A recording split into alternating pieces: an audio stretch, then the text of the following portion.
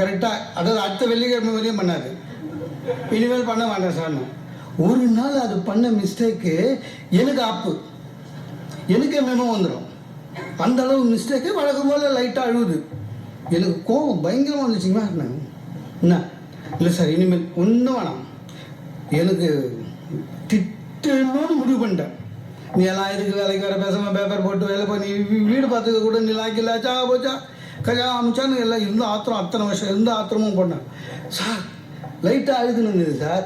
நான் திட்டில் உள்ள முன்னாடி எடுத்து வாயில் வச்சுன்னு ஓன்னு அழுது கதவை திறந்து ஆஃபீஸ் ஹாலில் ஓடுது. நான் வெளியே வந்து பார்க்குறேன், ஆஃபீஸையும் என்ன ஒரு மாதிரி பார்க்குறேன். அவனுங்க எத்தனை சினிமா பார்த்துருப்பானுங்க. நான் பண்ணிட்டு உள்ள வந்துட்டேன், போயிடுச்சு. சரி ஒழிஞ்சுதுன்னு பார்த்தா போன லேடி அடுத்த நாள் அவங்க ஹஸ்பண்டை கொண்டு வந்துச்சு சார். அவன் இருக்கிறான் 6 அடிக்கு, ஜிம்முக்கு போவான் போல இருக்கு. நம்ம பூனை மாதிரி இருக்கிறோம். என்ன மிஸ்டர், என் ஒய்ஃபை ரொம்ப திட்டுறீங்களா அப்படின்னா.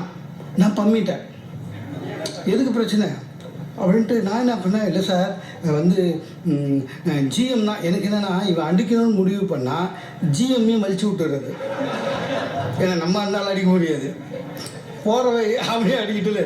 இல்லை சார், ஜிஎம் தான் ரொம்ப ஸ்ட்ரிக்டாக இருக்க சொல்லாது அப்படின்னு.